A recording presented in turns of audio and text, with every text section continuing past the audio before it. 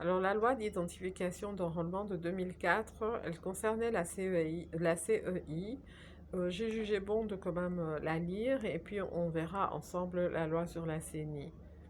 Alors, on était à 24, à 29, pardon. 29. Voilà. Alors, chapitre 5 des témoins et des observateurs, section 1 des témoins, article 29. Au cours des opérations d'identification et d'enrôlement, les partis politiques légalement constitués sont représentés par un témoin et un témoin suppléant.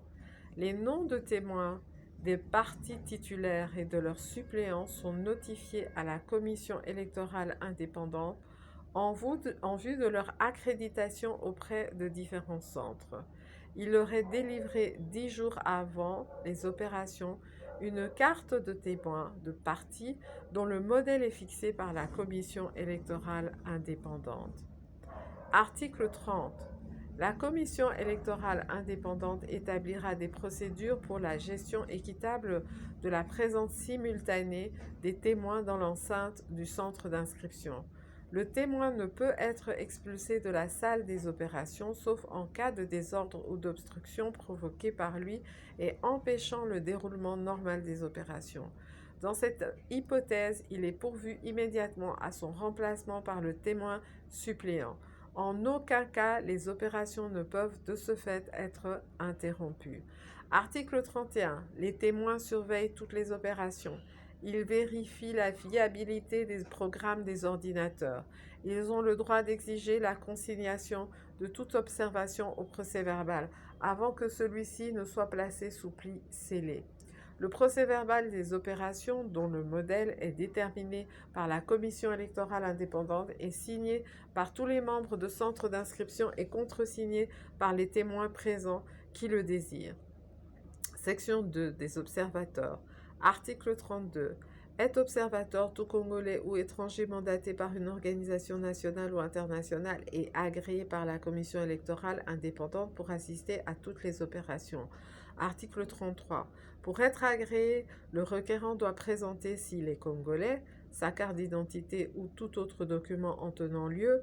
2. L'extrait du casier judiciaire ou l'attestation de bonne vie et mœurs délivré au cours des 3 derniers mois. 3. Le mandat en bonne et due forme de l'organisme et de l'association. S'il est étranger, 1. Un passeport avec visa en cours de validité.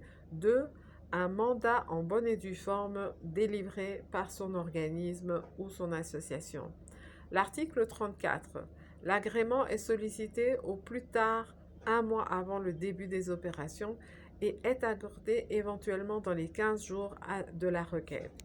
L'agrément donne lieu à la délivrance d'une carte d'accréditation dont le modèle est fixé par la commission électorale indépendante. Article 35. L'observateur a le droit d'être présent partout où se déroulent les opérations visées par la présente loi dans le ressort de son accréditation. Il peut adresser à la commission électorale indépendante par écrit les observations qu'il estime utiles au bon déroulement des opérations susvisées. Article 36.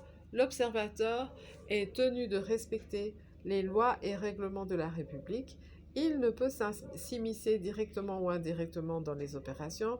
Il porte de manière visible sa carte d'accréditation et est tenu de l'exhiber à toute réquisition de l'autorité compétente.